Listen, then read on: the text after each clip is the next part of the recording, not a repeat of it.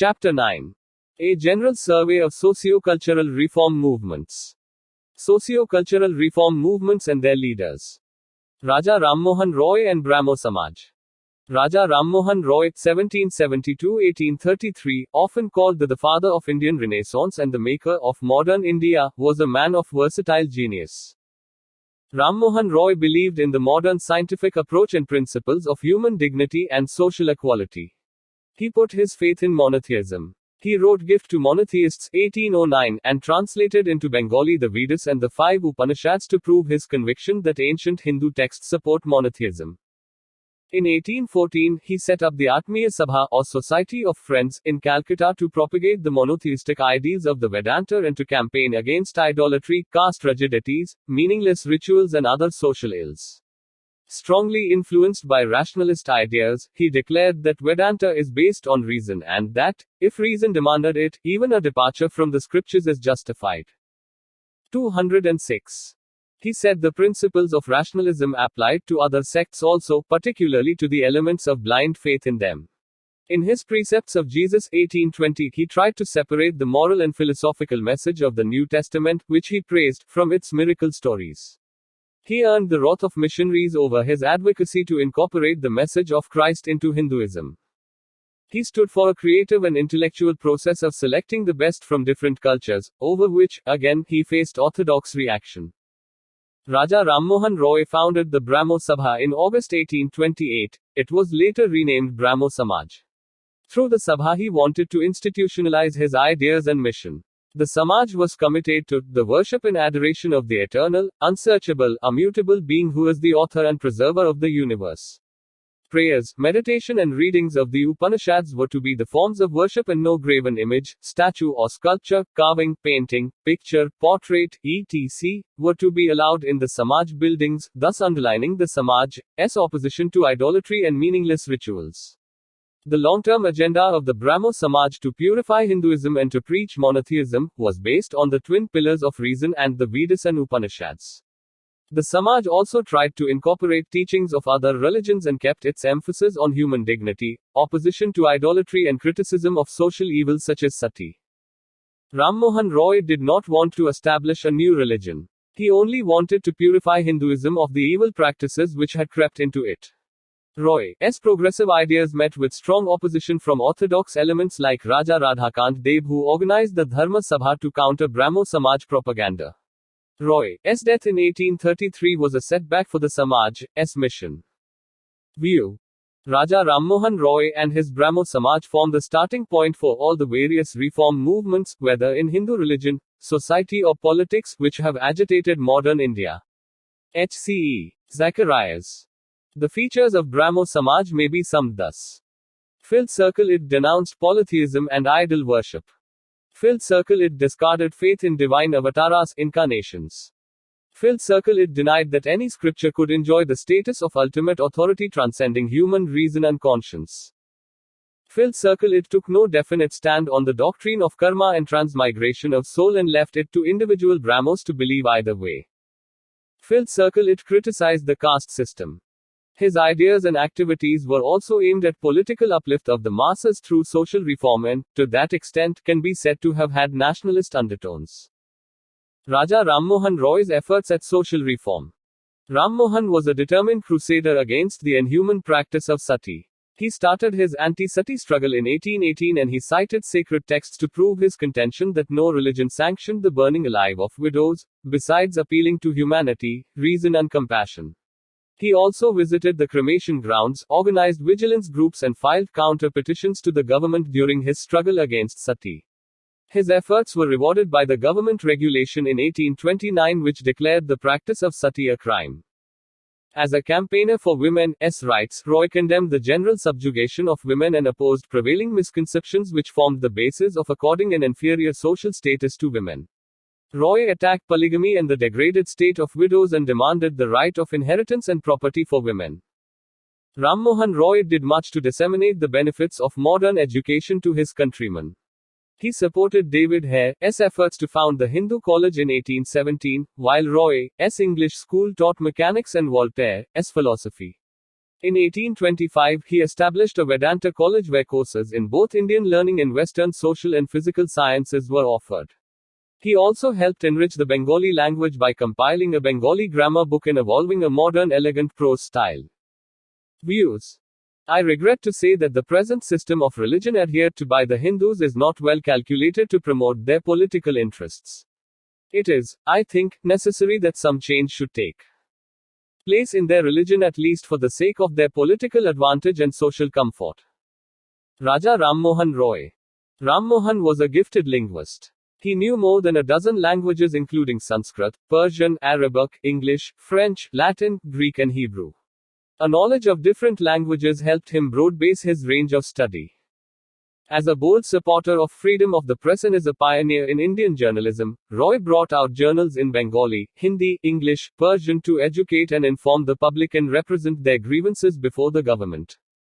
As a political activist, Roy condemned oppressive practices of Bengali zamindars and demanded fixation of maximum rents. He also demanded abolition of taxes on tax-free lands.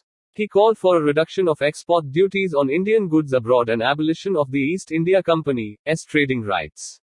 He demanded the Indianization of superior services and separation of the executive from the judiciary. He demanded judicial equality between Indians and Europeans and that trial be held by jury. Rammohan was an internationalist with a vision beyond his times. He stood for cooperation of thought and activity and brotherhood among nations. His understanding of the universal character of the principles of liberty, equality and justice indicated that he well understood the significance of the modern age. He supported the revolutions of Naples and Spanish America and condemned the oppression of Ireland by absentee English landlordism and threatened emigration from the empire if the Reform Bill was not passed. Roy had David Hare, Alexander Duff, Debendranath Tagore, P.K. Tagore, Chandrasekhar Deb and Tarachand Chakrabarti as his associates. Debendranath Tagore and Brahmo Samaj. Maharishi Debendranath Tagore 18,171,905, father of Rabindranath Tagore and a product of the best in traditional Indian learning and Western thought, gave a new life to Brahmo Samaj and a definite form and shape to the theist movement when he joined the Samaj in 1842. Earlier, Tagore headed the Tattvabodhini Sabha, founded in 1839, which, along with its organ Tattvabodhini Patrika in Bengali, was devoted to the systematic study of India, passed with a rational outlook into the propagation of Ram Mohan's ideas. A new vitality and strength of membership came to be associated with the Brahmo Samaj due to the informal association of the two sabhas. Gradually, the Brahmo Samaj came to include prominent followers of Ram Mohan, the Derozians and independent thinkers such as Ishwar, Chandra, Vidyasagar and Ashwani Kumar Datta. Tagore worked on two fronts. Within Hinduism, the Brahmo Samaj was a reformist movement. Outside, it resolutely opposed the Christian missionaries for their criticism of Hinduism and their attempts at conversion. The revitalized Samaj supported widow remarriage, women's education, abolition of polygamy, improvement in riots, conditions and temperance. Keshav Chandra Sen and the Brahmo Samaj.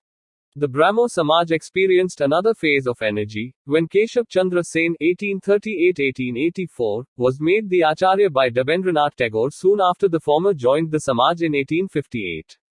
Keshav, also spelt Keshav, was instrumental in popularizing the movement, and branches of the Samaj were opened outside Bengal, in the United Provinces Punjab, Bombay, Madras and other towns.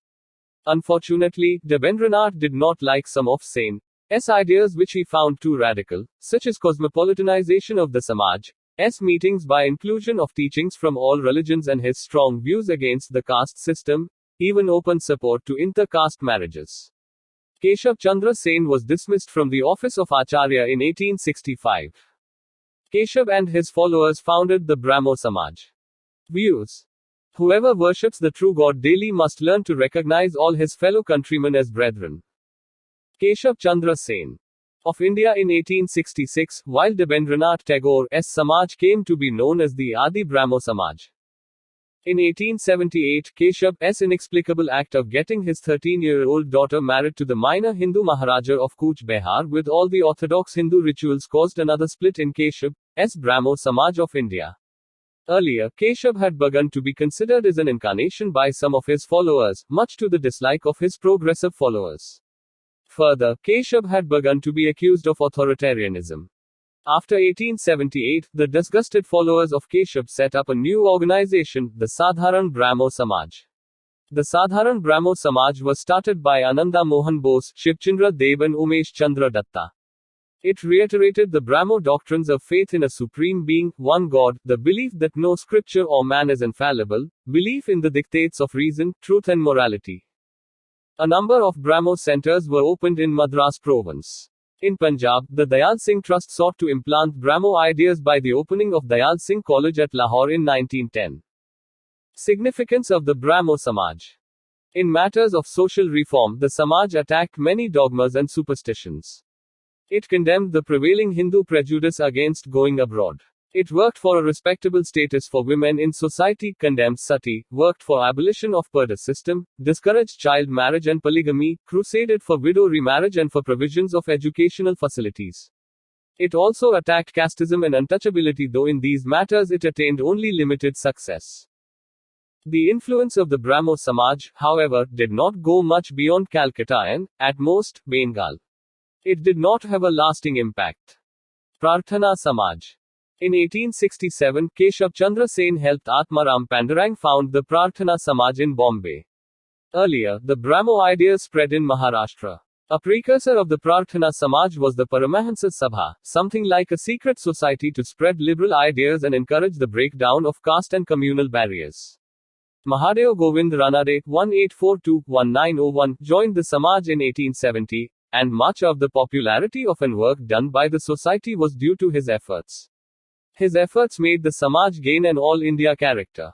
Other leaders of the Samaj were R.G. Bhandarkar (1837–1925) and N.G. Chandavarkar (1855–1923). The emphasis was on monotheism, but on the whole, the Samaj was more concerned with social reforms than with religion. The Prarthana Sabha was very attached to the Bhakti cult of Maharashtra. The Samaj relied on education and persuasion and not on confrontation with Hindu orthodoxy.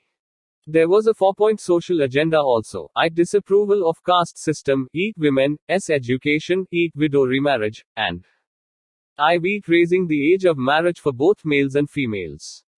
Dhondo Keshav Karve and Vishnu Shastri were champions of social reform with Ranade. Along with Karve, Ranade founded the widow remarriage movement as well as Widows' Home Association with the aim of providing education and training to widows so that they could support themselves. Young Bengal Movement and Henry Vivian Derozio. During the late 1820s and early 1830s, there emerged a radical, intellectual trend among the youth in Bengal, which came to be known as the Young Bengal Movement. A young Anglo-Indian, Henry Vivian Derozio (1809–31), who taught at the Hindu College from 1826 to 1831, was the leader and inspirer of this progressive trend.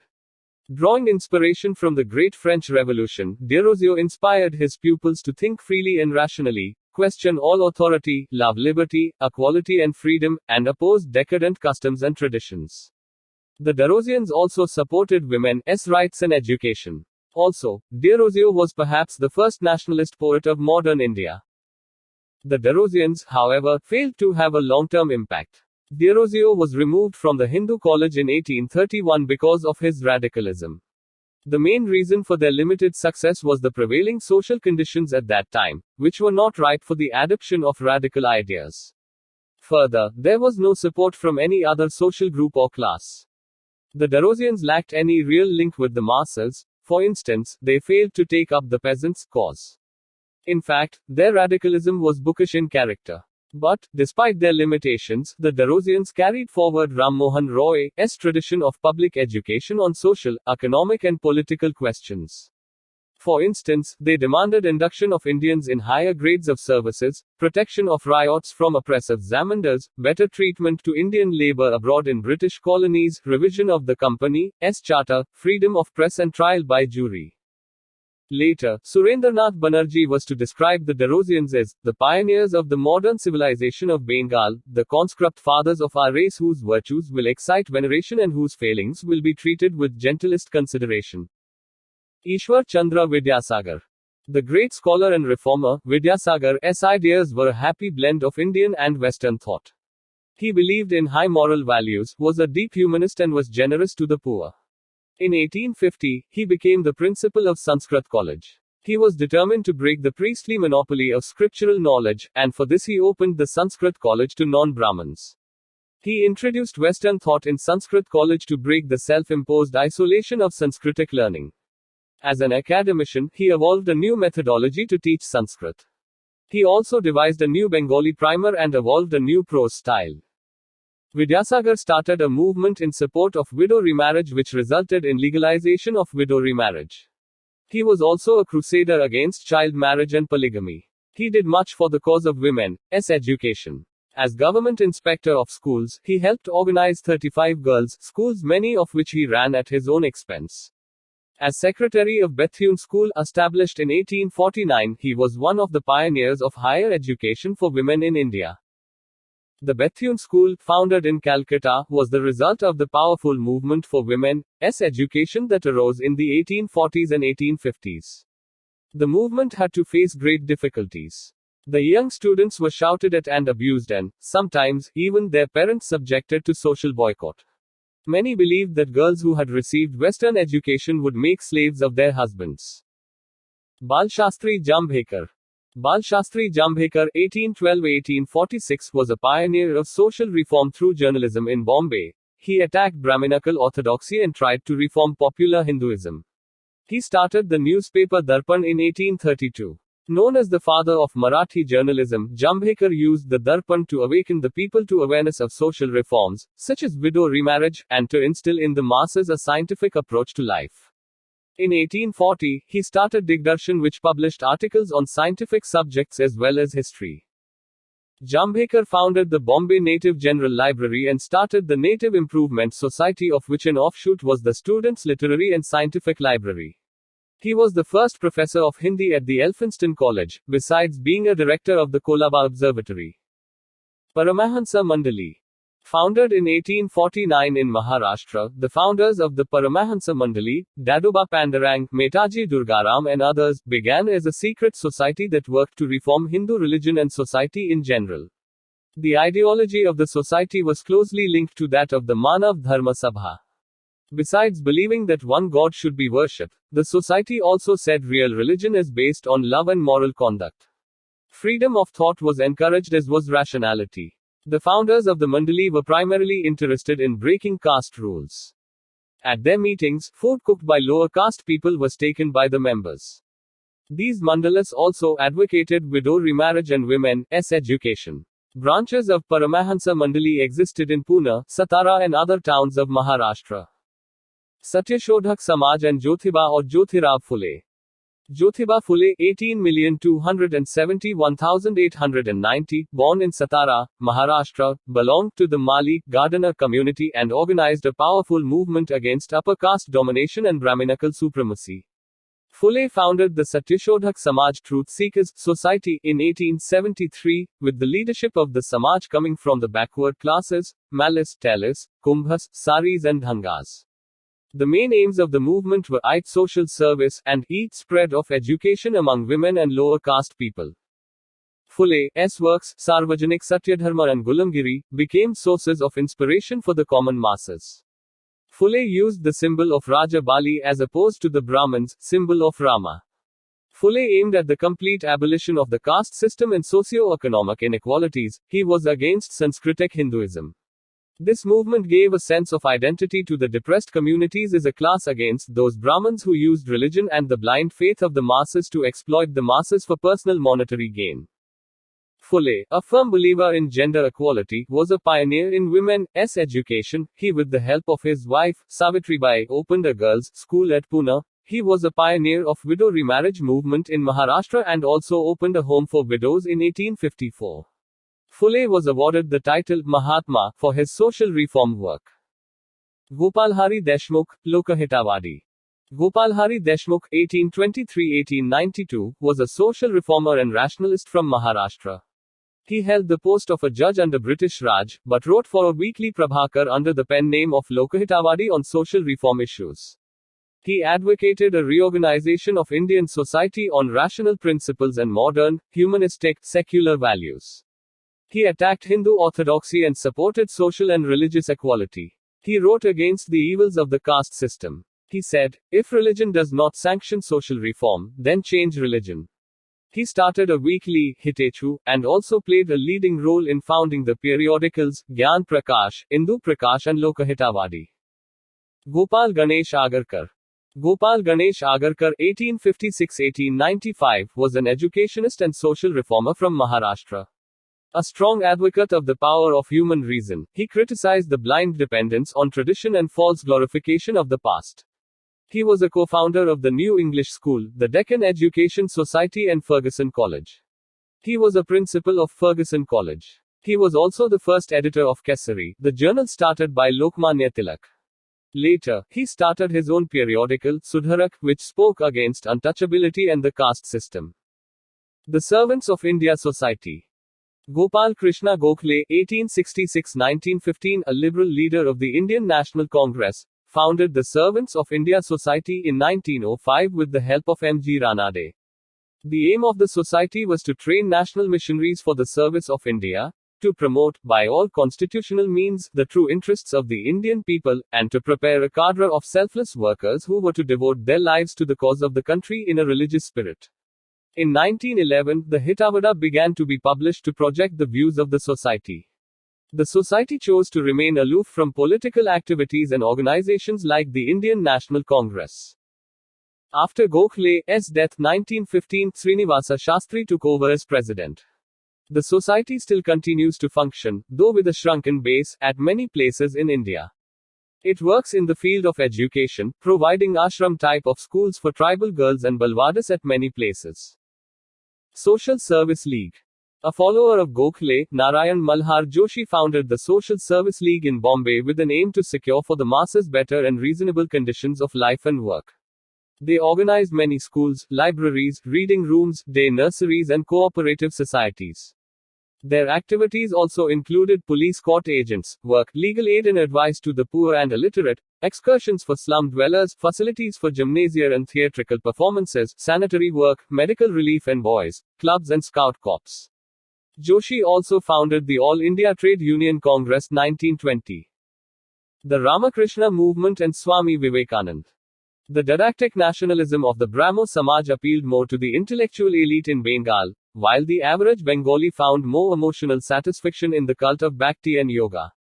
The teachings of Ramakrishna Paramahamsa 1836-1886, a poor priest at the Kali temple in Dakshineshwar, on the outskirts of Calcutta, who was known in childhood as Gadadhar Chattopadhyay, found many followers.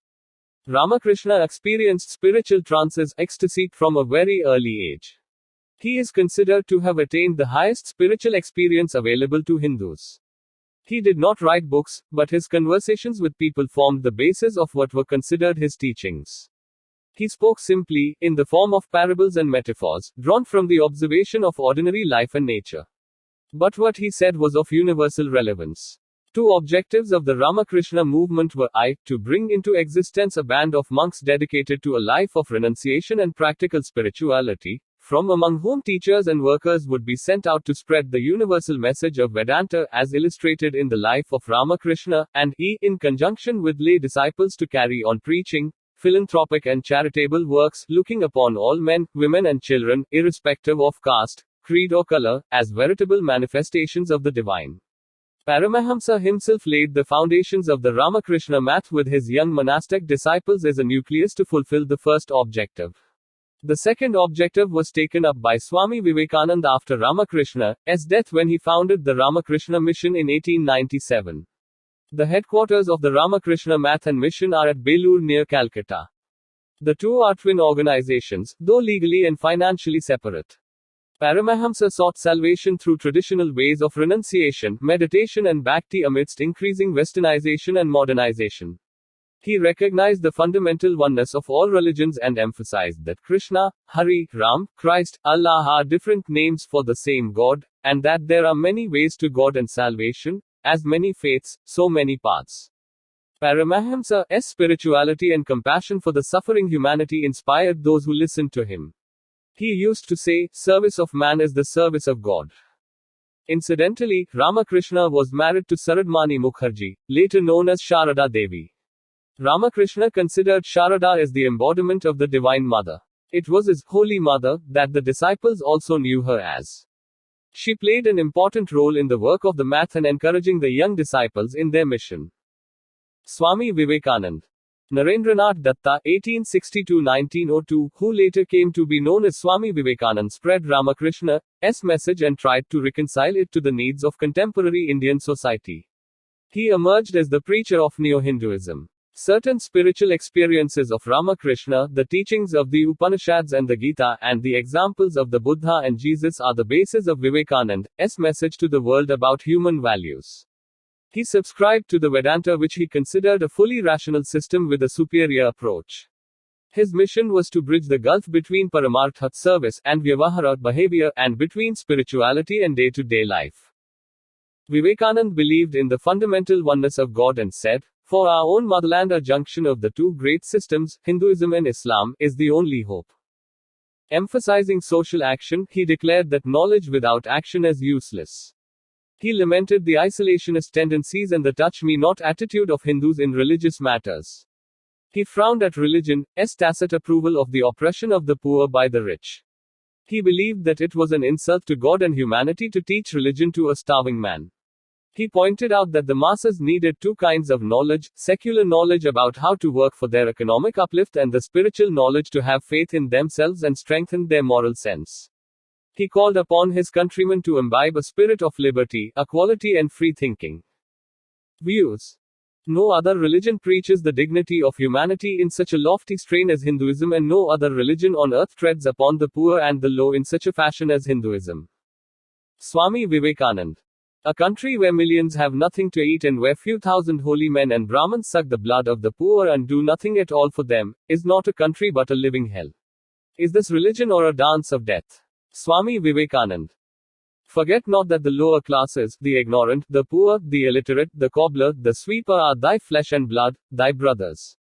Swami Vivekananda. At the Parliament of Religions held at Chicago in 1893, Swami Vivekananda made a great impression on people by his learned interpretations. The keynote of his opening address was the need for a healthy balance between spiritualism and materialism. Envisaging a new culture for the whole world, he called for a blend of the materialism of the West and the spiritualism of the East into a new harmony to produce happiness for mankind. Vivekananda gave several lectures on Vedanta in the USA and in London before returning to India in 1897. In India, he delivered a series of lectures, the focus of which were to infuse into the new generation a sense of pride in India's past, a new faith in India's culture, and a rare sense of confidence in India's future, to bring about a unification of Hinduism by pointing out the common foundation of its sects, to make the educated people see the misery of the downtrodden and work for their uplift by the application of practical Vedanta principles. His emphasis was not only on personal salvation, but also on social good and reform. In 1897 he founded the Ramakrishna Mission. Vivekananda was a great humanist and used the Ramakrishna Mission for humanitarian relief and social work. The mission stands for religious and social reform. Vivekananda advocated the doctrine of service, the service of all beings. The service of Jiva, living objects, is the worship of Siva. Life itself view. So far as Bengal is concerned, Vivekananda may be regarded as the spiritual father of the modern nationalist movement. Subhash Chandra Bose. Is religion. By service, the divine exists within man. Vivekananda was for using technology and modern science in the service of mankind. Ever since its inception, the mission has been running a number of schools, hospitals, dispensaries. It offers help to the afflicted in times of natural calamities like earthquakes, famines, floods, and epidemics. The mission has developed into a worldwide organization. It is a deeply religious body, but it is not a proselytizing body. It does not consider itself to be a sect of Hinduism. In fact, this is one of the strong reasons for the success of the mission. Unlike the Arya Samaj, the mission recognizes the utility and value of image worship in developing spiritual fervor and worship of the eternal omnipotent God, although it emphasizes on the essential spirit and not the symbols or rituals. It believes that the philosophy of Vedanta will make a Christian a better Christian, and a Hindu a better Hindu. It was in 1898 that Swami Vivekananda acquired a large piece of land at Belur where the Ramakrishna Math was finally shifted and registered as such. The monastic order is open to all men without discrimination on the basis of caste or creed. Dayananda Saraswati and Arya Samaj. The Arya Samaj movement, revivalist in form though not in content, was the result of a reaction to Western influences. Its founder, Dayananda Saraswati or Mulshankar 1824-1883, was born in the old Morbi state in Gujarat in a Brahmin family. He wandered as an ascetic for 15 years 1845-60 in search of truth. The first Arya Samaj unit was formally set up by him at Bombay in 1875 and later the headquarters of the Samaj were established at Lahore. Dayananda's views were published in his famous work, Satyarth Prakash, The True Exposition. His vision of India included a classless and casteless society, a united India religiously, socially and nationally, and an India free from foreign rule, with Aryan religion being the common religion of all. He took inspiration from the Vedas and considered them to be India's rock of ages, the infallible and the true original seed of Hinduism. He gave the slogan, Back to the Vedas. Dayananda's slogan of Back to the Vedas was a call for a revival of Vedic learning and Vedic purity of religion and not a revival of Vedic times. He accepted modernity and displayed a patriotic attitude to national problems. Dayananda had received education on Vedanta from a blind teacher named Swami Vivekananda in Mathura. Along with his emphasis on Vedic authority, he stressed the significance of individual interpretation of the scriptures and said that every person has the right of access to God. He criticized later Hindu scriptures such as the Puranas and the ignorant priests for perverting Hinduism. Dayananda strongly criticized the escapist Hindu belief in Maya, illusion, as the running theme of all physical existence, and the aim of human life is a struggle to attain moksha, salvation, through escape from this evil world to seek union with God. Instead, he advocated that God, soul and matter Prakriti were distinct and eternal entities and every individual had to work out his own salvation in the light of the eternal principles governing human conduct. Thus he attacked the prevalent popular belief that every individual contributed and got back from the society according the principles of Niyati, destiny. Dayananda believed in the theory of karma and reincarnation. But he also said the good deeds should be primarily for the good of others and not for self. Dayananda launched a frontal attack on Hindu orthodoxy, caste rigidities, untouchability, idolatry, polytheism, belief in magic, charms and animal sacrifices, taboo on sea voyages, feeding the dead through shraddhas, etc. Dayananda subscribed to the Vedic notion of Chaturvarna system in which a person was identified as a Brahman, Kshatriya, Vaishya or Shudra not by birth but according to the occupation and merit of the person. The Arya Samaj fixed the minimum marriageable age at 25 years for boys and 16 years for girls. Swami Dayananda once lamented the Hindu race as the children of children. The 10 guiding principles of the Arya Samaj are: I. God is the primary source of all true knowledge. E. God, as all truth, all knowledge, almighty, immortal, creator of universe, is alone worthy of worship. E. The Vedas are the books of true knowledge. IV. An Arya should always be ready to accept truth and abandon untruth. V. Dharma, that is, due consideration of right and wrong, should be the guiding principle of all actions. V. The principal aim of the Samaj is to promote world's well-being in the material, spiritual and social sense. V. Everybody should be treated with love and justice. V. Ignorance is to be dispelled and knowledge increased. X. One's own progress should depend on uplift of all others.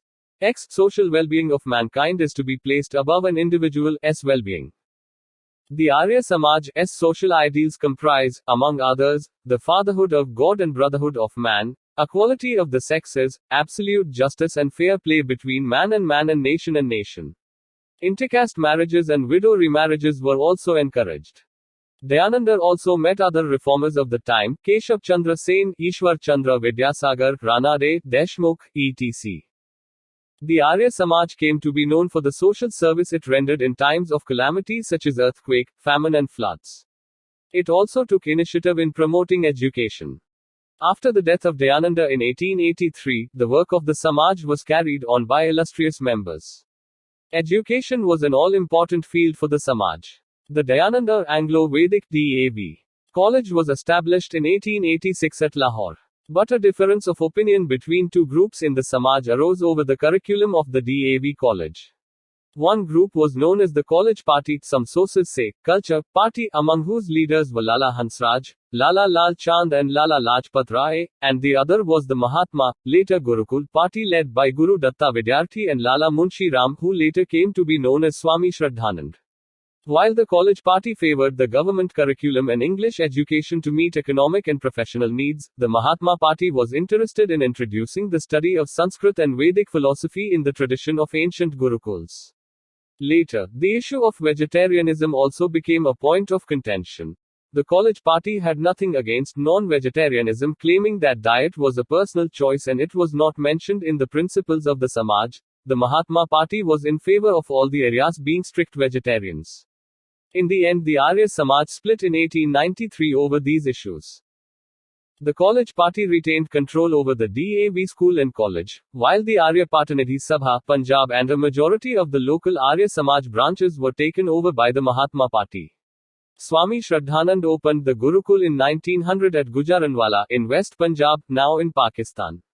In 1902, the Gurukul was moved to Kangri near Haridwar, hence the name Gurukul Kangri. The Gurukul aimed at providing an indigenous alternative to Lord Macaulay's education policy by offering education in the areas of Vedic literature, Indian philosophy, Indian culture as well as modern sciences and research. The Gurukul believed in radical social reform. It founded the Kanya Mahavidyalaya at Jalandhar in 1896, and sponsored education for widows. The Arya Samaj was able to give self-respect and self-confidence to the Hindus, which helped to undermine the myth of superiority of whites and the Western culture. In its zeal to protect the Hindu society from the onslaught of Christianity and Islam, the Samaj started the Shuddhi purification movement to reconvert to the Hindu fold the converts to Christianity and Islam. An aggressive campaign of Shuddhi led to increasing communalization of social life during the 1920s and later snowballed into communal political consciousness. The Shuddhi movement also attempted to uplift those regarded as untouchables and outside the caste system of Hindus into pure caste Hindus. Seva Sadan. A Parsi social reformer, Behramji M. Malabari (1853–1912) founded the Seva Sadan in 1908 along with a friend, Diwan Dayaram Gidumal.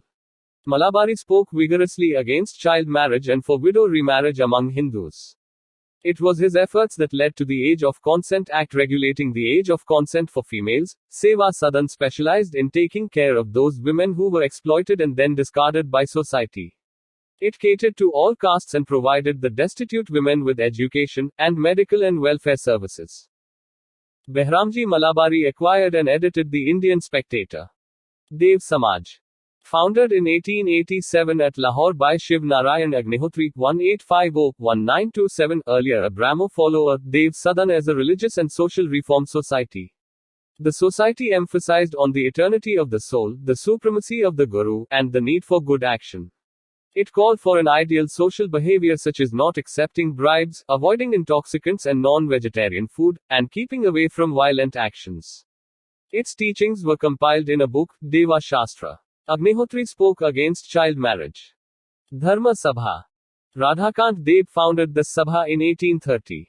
An orthodox society, it stood for the preservation of the status quo in socio-religious matters, opposing even the abolition of sati. However, it favored the promotion of Western education, even for girls. Bharat Dharma Mahamandala. An all-India organization of the orthodox educated Hindus, it stood for a defense of orthodox Hinduism against the teachings of the Arya Samajists, the Theosophists, and the Ramakrishna Mission. Other organizations created to defend orthodox Hinduism were the Sanatana Dharma Sabha 1895, the Dharma Mahaparishad in South India, and Dharma Mahamandali in Bengal. These organizations combined in 1902 to form the single organization of Bharat Dharma Mahamandala, with headquarters at Varanasi. This organization sought to introduce proper management of Hindu religious institutions, open Hindu educational institutions, etc. Pandit Madan Mohan Malviya was a prominent figure in this movement. Radhaswami Movement. Tulsi Ram, a banker from Agra, also known as Shiv Dayal Saab, founded this movement in 1861. The Radhaswamis believe in one supreme being, supremacy of the Guru, a company of pious people, satsang, and a simple social life. Spiritual attainment, they believe, does not call for renunciation of the worldly life. They consider all religions to be true. While the sect has no belief in temples, shrines and sacred places, it considers as necessary duties, works of faith and charity, service and prayer.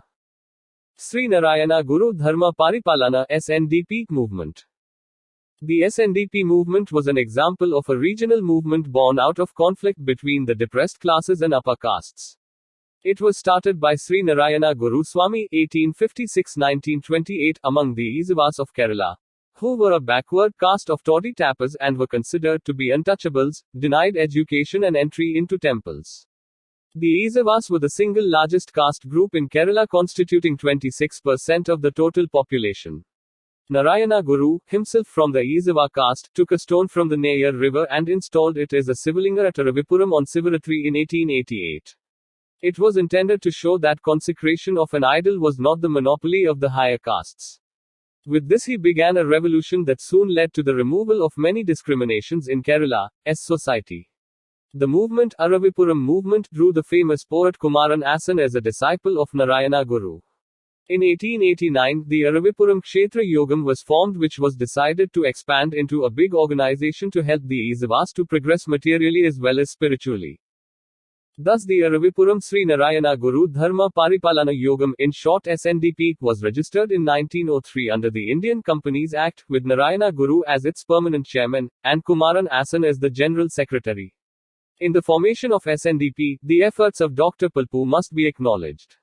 He had started the fight for social justice through movements like Isava Memorial, Malayali Memorial, etc. Sri Narayana Guru held all religions to be the same and condemned animal sacrifice, besides speaking against divisiveness on the basis of caste, race or creed. On the wall of the Aravipuram temple he got inscribed the words, "Devoid of dividing walls of caste or race, or hatred of rival faith, we all live here in brotherhood." He urged the Isavas to leave the toddy tapping profession and even to stop drinking liquor. The SNDP Yogam took up several issues for the Isavas, such as I. Right of admission to public schools, E. Recruitment to government services, E. Access to roads and entry to temples, and IV. Political representation. The movement as a whole brought transformative structural changes such as upward social mobility, shift in traditional distribution of power, and a federation of backward castes into a large conglomeration. Vokkaliga Sangha. The Vokkaliga Sangha in Mysore launched an anti-Brahman movement in 1905. Justice Movement. This movement in Madras Presidency was started by C. N. Mudaliar, T. M. Nair and P. Tyagaraja to secure jobs and representation for the non-Brahmins in the legislature. In 1917, Madras Presidency Association was formed, which demanded separate representation for the lower castes in the legislature. Self-Respect Movement. This movement was started by E. V. Ramaswamy Nikkar, a Baliya Naidu, in the mid-1920s. The movement aimed at nothing short of a rejection of the Brahminical religion and culture, which Nikkar felt was the prime instrument of exploitation of the lower castes. He sought to undermine the position of Brahmin priests by formalizing weddings without Brahmin priests. Temple Entry Movement. Significant work in this direction had already been done by reformers and intellectuals like Sri Narayana Guru and N. Kumaran Asan. T. K. Madhavan, a prominent social reformer and editor of Deshabhimani, took up the issue of temple entry with the Travancore administration. Nothing transpired. In the meanwhile, Vaika, in the northern part of Travancore, became a center of agitation for temple entry. In 1924, the Vaika Satyagraha led by K. P. Kasavar was launched in Kerala, demanding the throwing open of Hindu temples and roads to the untouchables. The Satyagraha was reinforced by Jatas from Punjab and Madurai. Gandhi undertook a tour of Kerala in support of the movement. Again in 1931, when the civil disobedience movement was suspended, temple entry movement was organized in Kerala. Inspired by K. Kelappan, poet Subramaniam Tirumambu, the singing sword of Kerala, led a group of 16 volunteers to Guruvayur. Leaders like P. Krishna Pillai and A. K. Gopalan were among the Satyagrahis. Finally, on November 12, 1936, the Maharaja of Travancore issued a proclamation throwing open all government-controlled temples to all Hindus. A similar step was taken by the C. Rajagopalachari administration in Madras in 1938. Indian Social Conference. Founded by M. G. Ranade and Raghunath Rao, the Indian Social Conference met annually from its first session in Madras in 1887 at the same time and venue as the Indian National Congress. It focused attention on the social issues of importance. It could be called the social reform cell of the Indian National Congress, in fact. The conference advocated inter-caste marriages, opposed polygamy and culinism. It launched the pledge movement to inspire people to take a pledge against child marriage. Wahhabi Volular movement. The teachings of Abdul Wahhab of Arabia and the preachings of Shah Waliullah (1702–1763) inspired this essentially revivalist response to Western influences and the degeneration which had set in among Indian Muslims and called for a return to the true spirit of Islam. He was the first Indian Muslim leader of the 18th century to organize Muslims around the twofold ideals of this movement. Desirability of harmony among the four schools of Muslim jurisprudence which had divided the Indian Muslims. He sought to integrate the best elements of the four schools, recognition of the role of individual conscience in religion where conflicting interpretations were derived from the Quran and the Hadith. The teachings of Waliullah were further popularized by Shah Abdul Aziz and Syed Ahmad Barelvi, who also gave them a political perspective. Un-Islamic practices that had crept into Muslim society were sought to be eliminated. Syed Ahmad called for a return to the pure Islam and the kind of society that had existed in the Arabia of the Prophet's time. India was considered to be Darul Harb, land of the Kafirs, and it needed to be converted to Darul Islam, land of Islam. Initially, the movement was directed at the Sikhs in Punjab, but after the British annexation of Punjab, 1849, the movement was directed against the British. During the 1857 revolt, the Wahhabis played an important role in spreading anti-British feelings. The Wahhabi movement fizzled out in the face of British military might in the 1870s. Titu Mir's movement. Mir Nithar Ali, popularly known as Titu Mir, was a disciple of Syed Ahmad Barelvi, the founder of the Wahhabi movement. Titu Mir adopted Wahhabism and advocated the Sharia. He organized the Muslim peasants of Bengal against the landlords, who were mostly Hindu, and the British indigo planters. The movement was not as militant as the British records made it out to be. Only in the last year of Titu's life was there a confrontation between him and the British police. He was killed in action in 1831. Farezi movement. The movement, also called the Faredi movement because of its emphasis on the Islamic pillars of faith, was founded by Haji Shariatullah in 1818. Its scene of action was East Bengal, and it aimed at the eradication of social innovations or un-Islamic practices current among the Muslims of the region and draw their attention to their duties as Muslims. Under the leadership of Haji's son, Dudu Miah, the movement became revolutionary from 1840 onwards.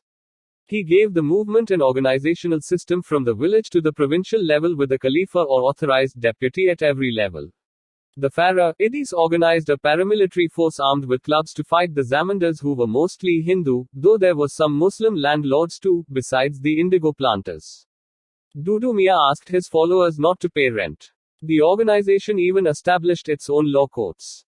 Dudu Miah was arrested several times, and his arrest in 1847 finally weakened the movement. The movement survived merely as a religious movement without political overtones after the death of Dudu Miah in 1862. Ahmadiyya movement. The Ahmadiyya forms a sect of Islam which originated from India. It was founded by Mirza Ghulam Ahmad in 1889. It was based on liberal principles. It described itself as the standard bearer of Mohammedan Renaissance, and based itself, like the Brahmo Samaj, on the principles of universal religion of all humanity, opposing jihad, sacred war against non-Muslims. The movement spread Western liberal education among the Indian Muslims. The Ahmadiyya community is the only Islamic sect to believe that the Messiah had come in the person of Mirza Ghulam Ahmad to end religious wars and bloodshed and to reinstate morality, peace and justice. They believed in separating the mosque from the state as well as in human rights and tolerance.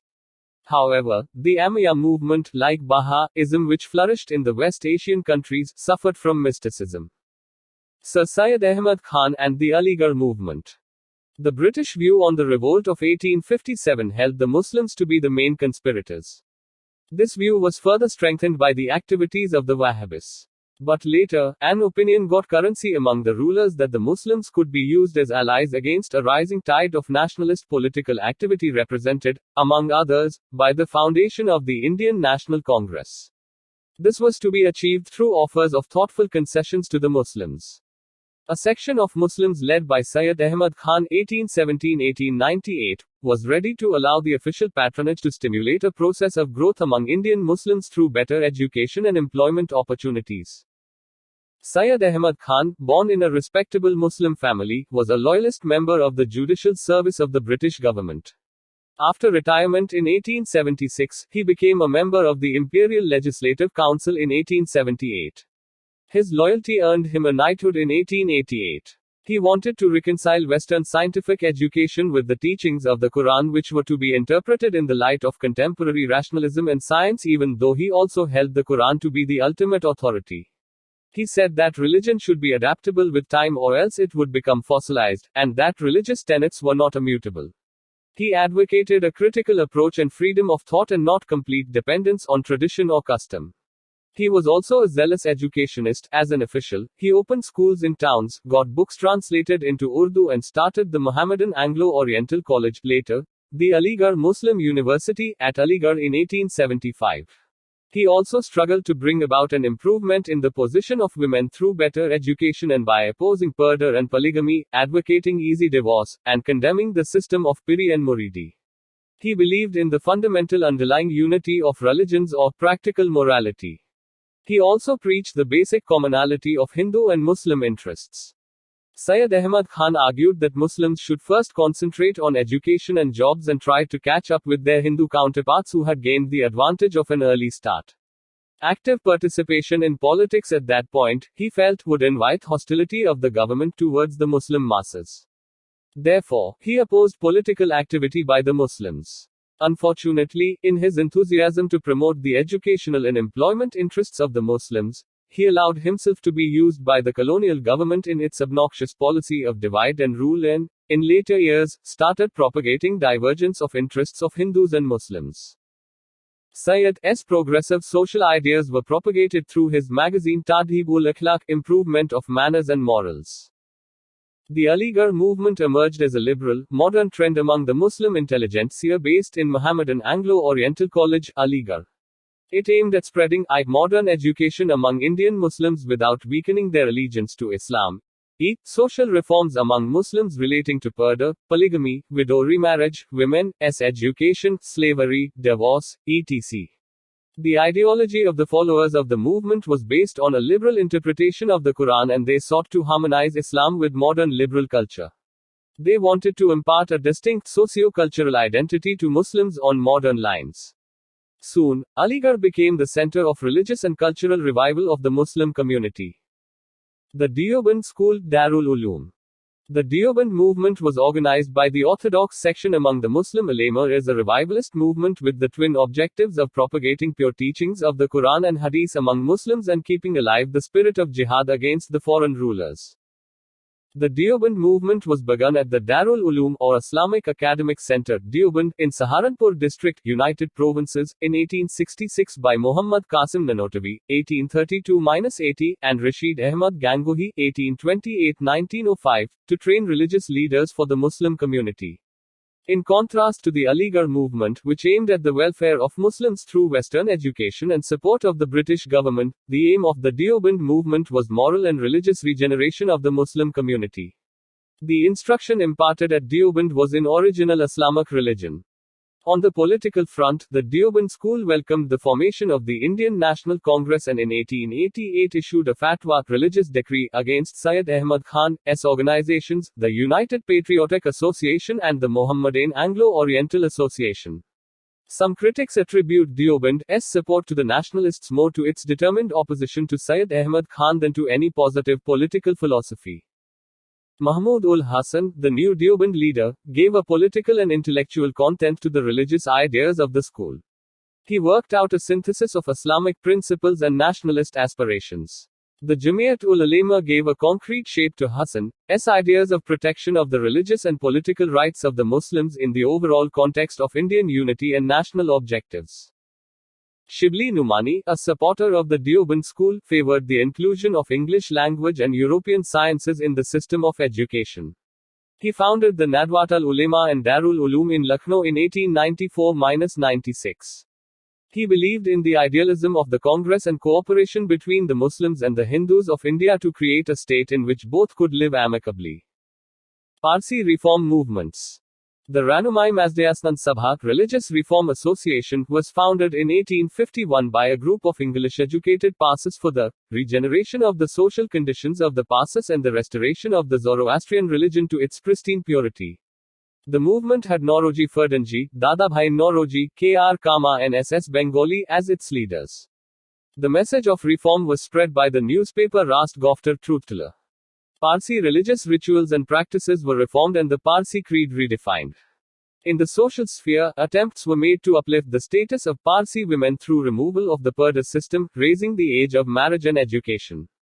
Gradually, the Parsis emerged as the most westernized section of the Indian society. Sikh reform movements. The Sikh community could not remain untouched by the rising tide of rationalist and progressive ideas of the 19th century. The Singh Sabha movement was founded at Amritsar in 1873 with a twofold objective, I to make available modern Western education to the Sikhs, and E to counter the proselytizing activities of Christian missionaries as well as the Brahmo Samajists, Arya Samajists and Muslim Maulvis. For the first objective, a network of Khalsa schools was established by the Sabha throughout Punjab. In the second direction, everything that went against the Guru's teachings was rejected, and rites and customs considered to be consistent with Sikh doctrine was sought to be established. The Akali movement, also known as Gurudwara Reform Movement, was an offshoot of the Singh Sabha movement. It aimed at liberating the Sikh Gurudwaras from the control of corrupt Udasi Mahants, the post having become hereditary. These Mahants were a loyalist and reactionary lot, enjoying government patronage. The government tried its repressive policies against the non-violent non-cooperation satyagraha launched by the Akalis in 1921, but had to bow before popular demands. It passed the Sikh Gurudwaras Act in 1922, amended in 1925, which gave the control of Gurudwaras to the Sikh masses to be administered through Shiromani Gurudwara Prabandhak Committee (SGPC) as the apex body. The Akali movement was a regional movement but not a communal one. The Akali leaders played a notable role in the national liberation struggle, though some dissenting voices were heard occasionally. The Theosophical Movement. A group of Westerners led by Madam H. P. Blavatsky 1831-1891 and Colonel M. S. Alcott, who were inspired by Indian thought and culture, founded the Theosophical Society in New York City, United States in 1875. In 1882, they shifted their headquarters to Adyar, on the outskirts of Madras, at that time in India. The society believed that a special relationship could be established between a person's soul and God by contemplation, prayer, revelation, etc. It accepted the Hindu beliefs in reincarnation and karma, and drew inspiration from the philosophy of the Upanishads and Samkhya, Yoga and Vedanta schools of thought. It aimed to work for universal brotherhood of humanity without distinction of race, creed, sex, caste or color. The society also sought to investigate the unexplained laws of nature and the powers latent in man. The Theosophical movement came to be allied with the Hindu Renaissance. At one time it allied with the Arya Samaj too. It opposed child marriage and advocated the abolition of caste discrimination, uplift of outcasts, improvement in the condition of widows. In India, the movement became somewhat popular with the election of Annie Besant (1847–1933) as its president after the death of Alcott in 1907. Annie Besant had come to India in 1893. She laid the foundation of the Central Hindu College in Benares in 1898, where both Hindu religion and Western scientific subjects were taught. The college became the nucleus for the formation of Benares Hindu University in 1916. Annie Besant also did much for the cause of the education of women.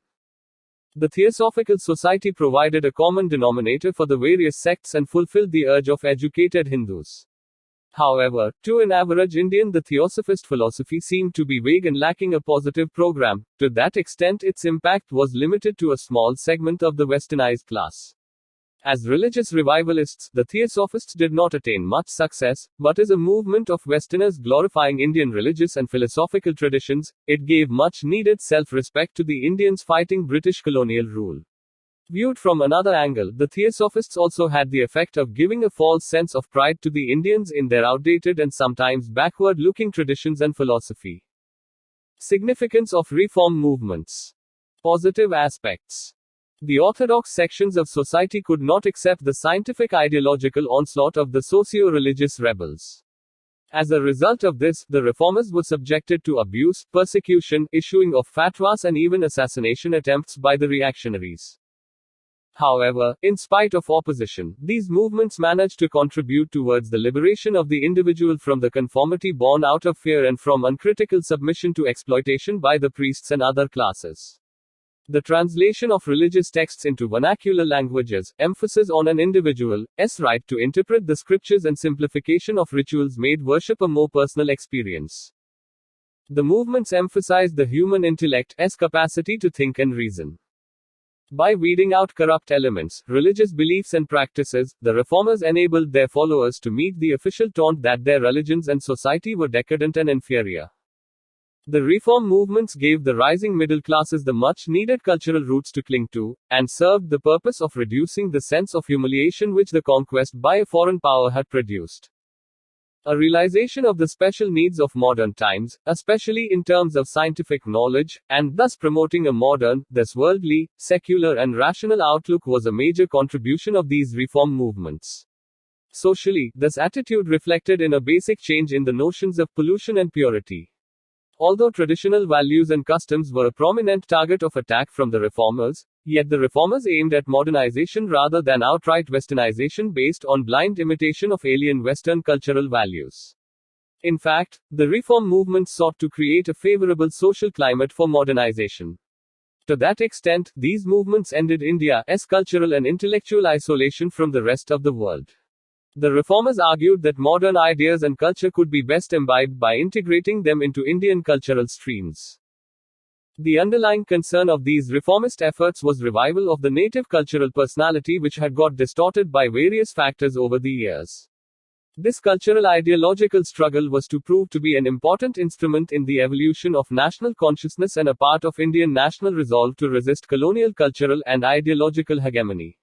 However, not all these progressive, nationalist tendencies were able to outgrow the sectarian and obscurantist outlook. This was possibly due to the divergent duality of cultural and political struggles, resulting in cultural backwardness despite political advancement. Negative aspects. One of the major limitations of the religious reform movements was that they had a narrow social base, namely the educated and urban middle classes, while the needs of the vast masses of peasantry and the urban poor were ignored. The tendency of reformers to appeal to the greatness of the past and to rely on scriptural authority encouraged mysticism in new garbs and fostered pseudo-scientific thinking while exercising a check on the full acceptance of the need for a modern scientific outlook. But, above all, these tendencies contributed, at least to some extent, in compartmentalizing Hindus, Muslims, Sikhs and Parsis, as also alienating high-caste Hindus from low-caste Hindus. The emphasis on religious and philosophical aspects of the cultural heritage got somewhat magnified by an insufficient emphasis on other aspects of culture, art, architecture, literature, music, science and technology. To make matters worse, the Hindu reformers confined their praise of the Indian past to its ancient period and looked upon the medieval period of Indian history essentially as an era of decadence. This tended to create a notion of two separate peoples. On the one hand, on the other, an uncritical praise of the past was not acceptable to the low-caste sections of society which had suffered under religiously sanctioned exploitation during the ancient period. Moreover, the past itself tended to be placed into compartments on a partisan basis. Many in the Muslim middle classes went to the extent of turning to the history of West Asia for their traditions and moments of pride. The process of evolution of a composite culture which was evident throughout Indian history showed signs of being arrested with the rise of another form of consciousness, communal consciousness, along with national consciousness among the middle classes. Many other factors were certainly responsible for the birth of communalism in modern times, but undoubtedly the nature of religious reform movements also contributed to it. On the whole, however, whatever the net outcome of these reform movements, it was out of this struggle that a new society evolved in India. Summary. Filled circle reform movements among Hindus. Bengal.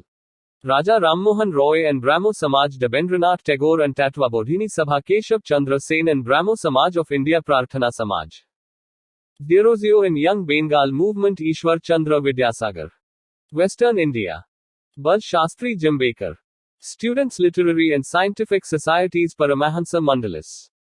Jyotiba Phule and Satyashodhak Samaj Gopalhari Deshmukh, Lokahitawadi Gopal Ganesh Agarkar.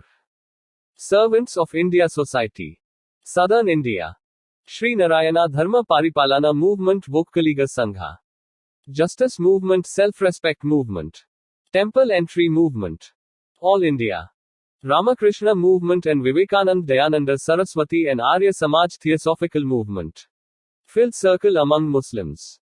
Wahhabite Volular Movement Amaya Movement. Syed Ahmad Khan and Aligarh Movement Deoband Movement. Phil Circle among Passes. Ranumai Mazdayasnand Sabha. Phil Circle among Sikhs. Singh Sabha Movement Akali Movement. Phil Circle Positive Aspects. Liberation of individual from conformity out of fear psychosis. Worship made a more personal affair. Cultural roots to the middle classes, thus mitigating the sense of humiliation. Much needed self-respect gained, fostered secular outlook. Encouraged social climate for modernization. Ended India's cultural, intellectual isolation from rest of the world. Evolution of national consciousness. Phil Circle negative aspects. Narrow social base. Indirectly encouraged mysticism. Overemphasis on religious, philosophical aspects of culture while underemphasizing secular and moral aspects. Hindus confined their praise to ancient Indian history and Muslims to medieval history, created a notion of two separate peoples and increased communal consciousness. Historical process of evolution of composite culture arrested to some extent. The end. Thank you for listening. Please like, share, comment and subscribe.